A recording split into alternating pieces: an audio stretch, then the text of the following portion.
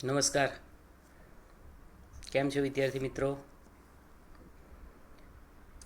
જુઓ, ધોરણ 12 વિષય અર્થશાસ્ત્ર અને પ્રકરણ નંબર 7. આ પ્રકરણમાં હાલમાં આપણે 7મું પ્રકરણ જે ચાલી રહ્યું છે વસ્તી, એના અનુસંધાનમાં વાત કરીએ છીએ. ત્યારે હવે તમે જુઓ કે ભારતીય અર્થતંત્રની જે સમસ્યાઓ છે, બર્નિંગ ઇસ્યુ છે, એ બર્નિંગ ઇસ્યુમાં સૌથી પાયાનો અને મૂળભૂત જો ઇસ્યુ જવાબદાર હોય તો તે વસ્તી છે.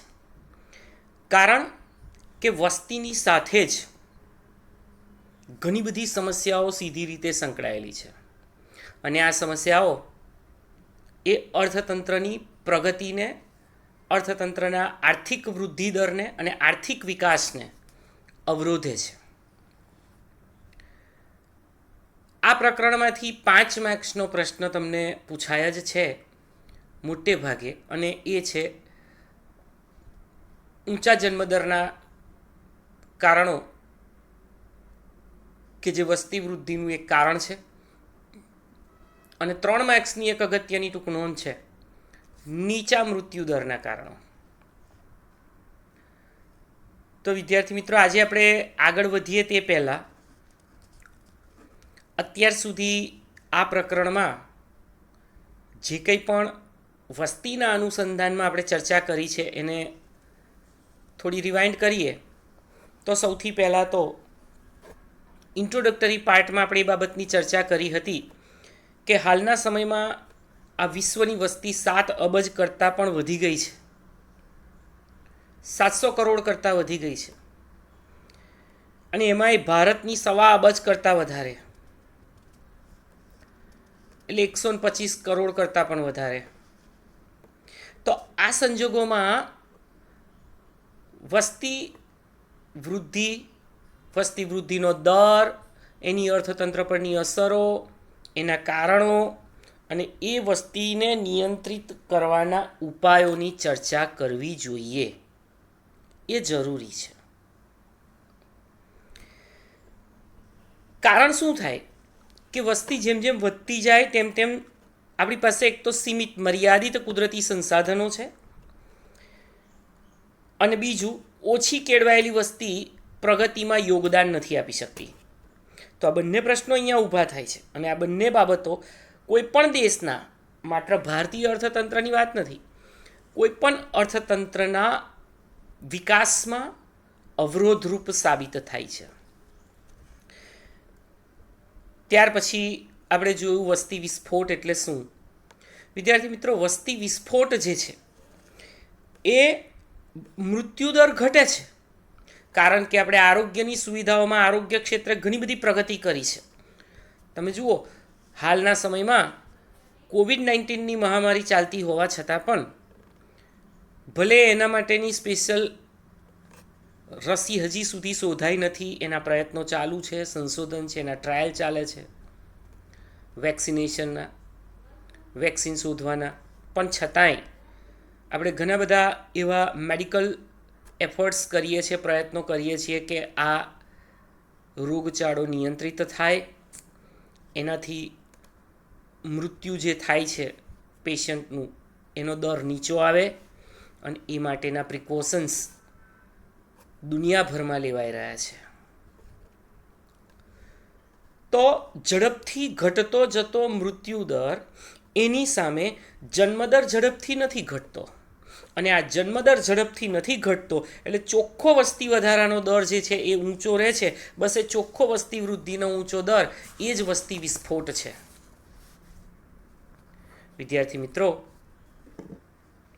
1951માં વસ્તીનું પ્રમાણ 36.1 કરોડ હતું, એ આપણે જોઈ ગયા. 2011માં તે 121.02 કરોડ થઈ. આ 6 દાયકામાં 85.7 કરોડનો વધારોનો દર ભારતમાં. સરેરાશ વસ્તી વૃદ્ધિ 2.5%ની આસપાસ થઈ અને 1970 પછી તો ખૂબ ઝડપી વસ્તી વૃદ્ધિનો દર નોંધાયો અને એ જ વસ્તી વિસ્ફોટનો સમયગાળો કહેવાયો. પોપ્યુલેશન એક્સપ્લોઝન, વસ્તી વિસ્ફોટ એટલે શું? ત્યાર પછી વસ્તીના વિવિધ વલણો, પ્રોફાઇલ્સ ઓફ ઇન્ડિયન પોપ્યુલેશનની આપણે વાત કરી. વલણોમાં 5 વલણો હતા. વસ્તીનું કદ અને વૃદ્ધિ દર, એનો આલેખ, એના તારણો, સ્ત્રી અને પુરુષની વસ્તી, એમાં પુરુષ અને સ્ત્રી વસ્તી, જાતિ પ્રમાણ, એમાં ભારત અને ગુજરાત, એનું જાતિનું પ્રમાણ આપણે જોયું.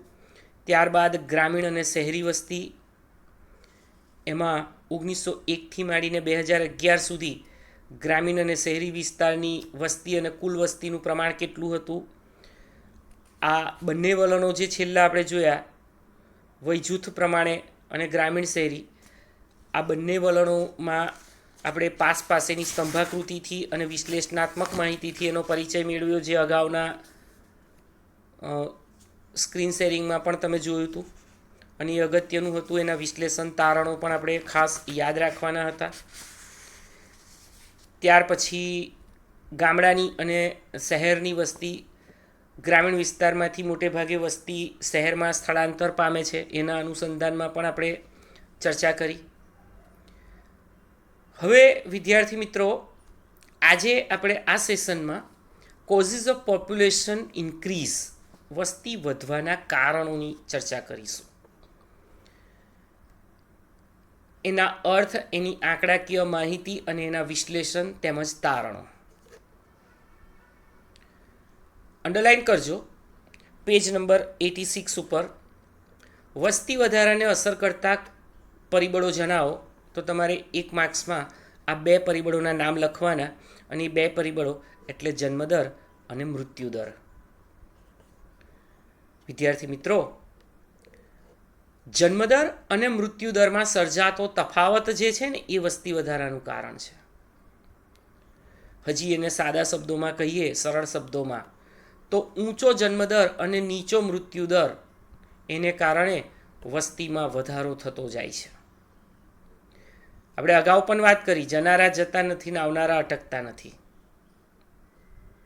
જનારા એટલે મૃત્યુદર, એને તો આપણે જાણી જોઈને આરોગ્ય ક્ષેત્રે સુવિધાઓ કરીને, સંશોધનો કરીને નિયંત્રિત કર્યું છે અને કરવું પડે.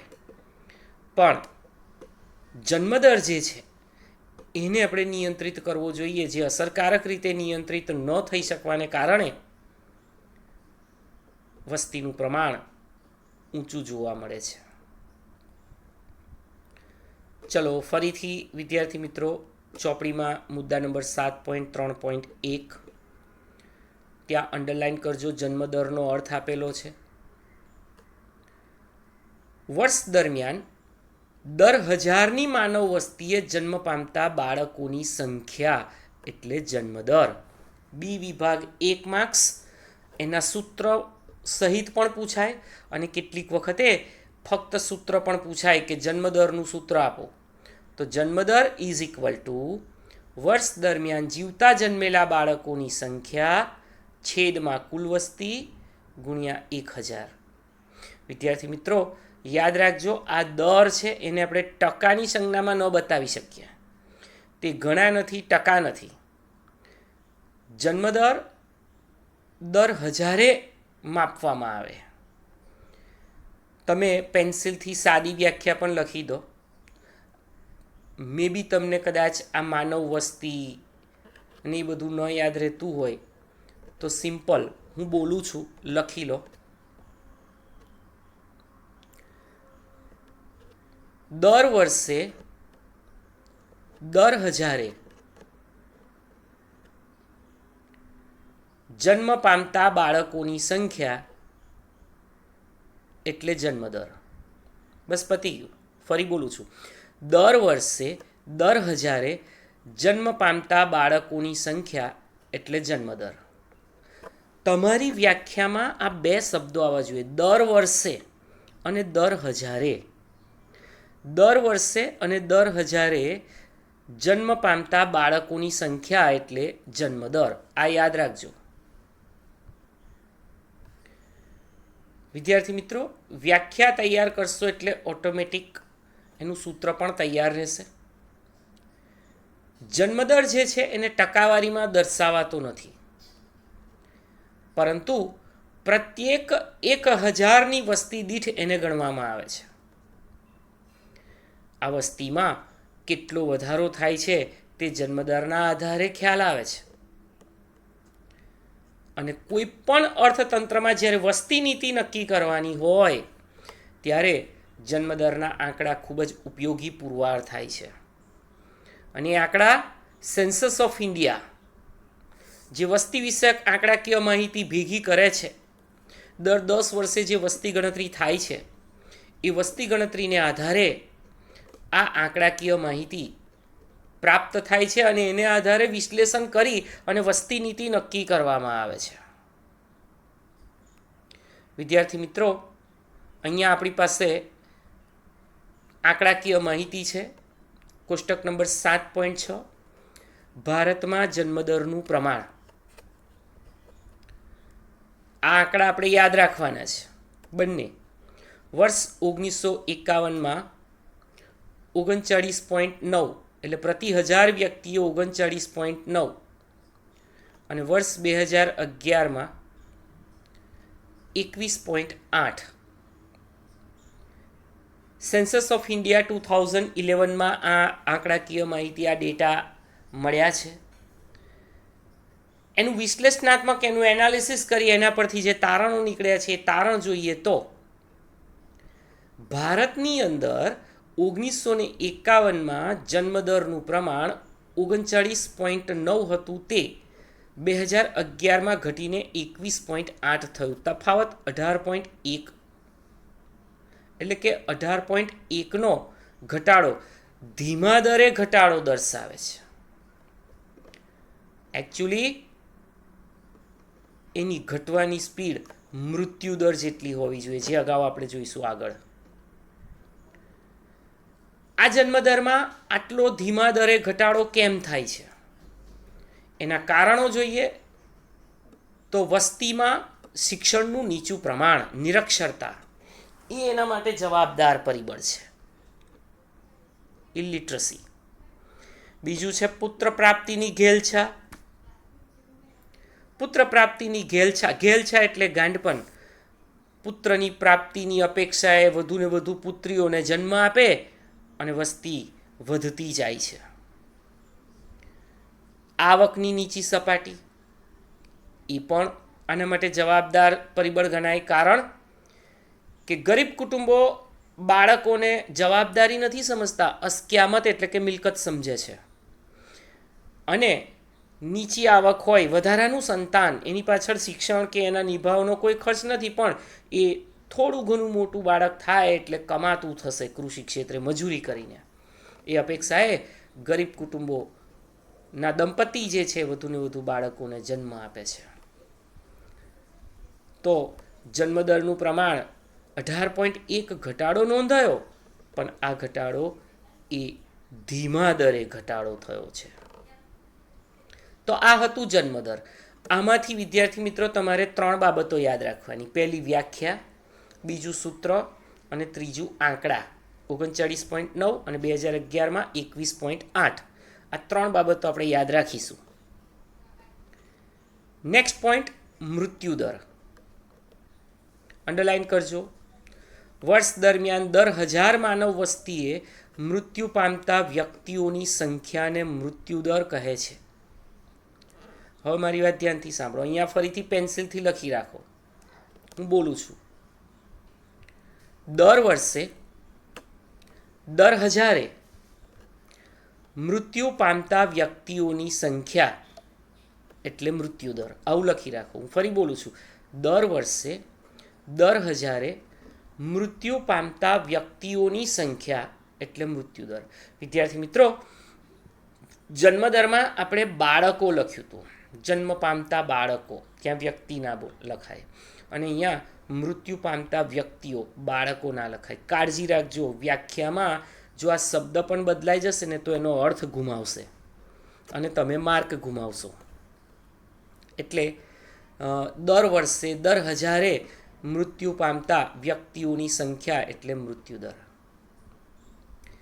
એનું સૂત્ર જોઈએ તો 1 વર્ષ દરમિયાન મૃત્યુ પામતા માણસોની સંખ્યા છેદમાં કુલ વસ્તી ગુણ્યા 1000. ત્યાં પણ 1 માર્ક્સ લખી રાખો.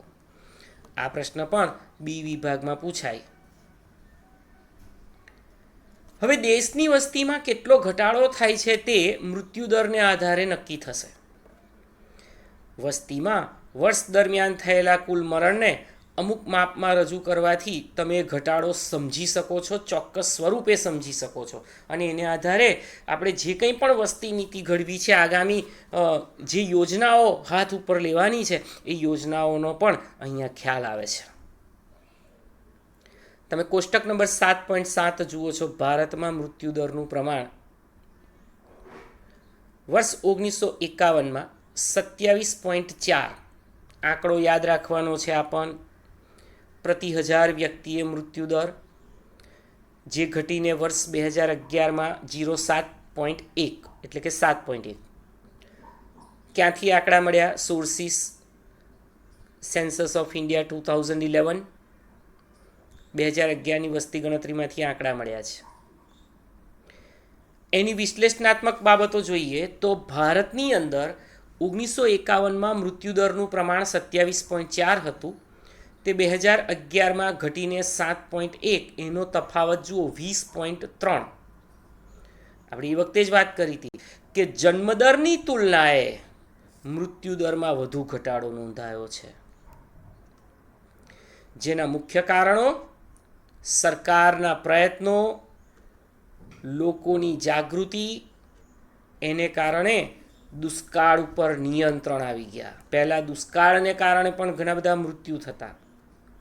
જીવન ધોરણ સુધર્યું લોકોનું, ઉચ્ચતમ ગુણવત્તાવાળી વસ્તુઓ, પૌષ્ટિક ખોરાક પ્રાપ્ત થતા ગયા. પૌષ્ટિક આહાર, તબીબી સારવારમાં સુધારો અને વધારો. હમણાં જ આપણે વાત કરી કે કોરોનાની મહામારીમાં પણ રોગચાળાને નિયંત્રિત કરવાના સઘન પ્રયત્નો સરકારનું આરોગ્ય ખાતું કરી રહ્યું છે. શિક્ષણનો વધતો જતો વ્યાપ એ પણ મૃત્યુદરને નીચે લઈ જવા માટે જવાબદાર છે.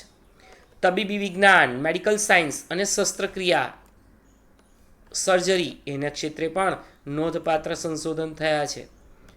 આજથી 2-3 દાયકા પહેલાં એવું હતું કે ભાઈ કેન્સર એક અસાધ્ય રોગ છે, પણ વર્તમાન સમયમાં કેન્સરની ટ્રીટમેન્ટ થઈ શકે છે, એના સ્ટેજ હોય છે અને એ ક્યોરેબલ છે. ચેપી રોગ પરના નિયંત્રણો. અત્યારે જુઓ તમે, આ કોરોના ચેપી રોગ છે, છતાં પણ એને નિયંત્રિત કરી શકાશે. એનું વેક્સિન હવે શોધાઈ રહ્યું છે, હ્યુમન ટ્રાયલ થઈ રહ્યા છે. પરીક્ષણ સફળ થશે એટલે બજારમાં કોરોના વેક્સિન ઉપલબ્ધ થશે અને વિદ્યાર્થી મિત્રો, કોરોના નિયંત્રિત થઈ જશે. તો આ બધા જ કારણો છે કે જે મૃત્યુદરને નીચો લઈ જાય છે. અસરકારક રીતે મૃત્યુદરને ઘટાડી શકાય છે. તો આજના આ સેશનમાં આપણે વસ્તી વૃદ્ધિના કારણોની ચર્ચા કરી. એ કારણો મુખ્યત્વે 2, જન્મદર અને મૃત્યુદર. મેં તમને હમણાં જ કહ્યું, બંનેની વ્યાખ્યા, બંનેના સૂત્રો અને બંનેની આંકડાકીય માહિતી આપણે યાદ રાખવાની છે. હવે પછીના નેક્સ્ટ સેશનમાં આપણે ઊંચા જન્મદર માટેના કારણો, જે 5 માર્ક્સનો ખૂબ જ અગત્યનો પ્રશ્ન છે, એની ચર્ચા કરીશું. અને ત્યાર પછી નીચા મૃત્યુદરના કારણોની ચર્ચા કરીશું. આજના હોમવર્કમાં તમારે આ 2 ટૂંકા પ્રશ્નો અને આંકડાકીય માહિતી સહિત સૂત્ર સાથે નોંધ તમારા ચોપડામાં કરી દેવાની. Thank you.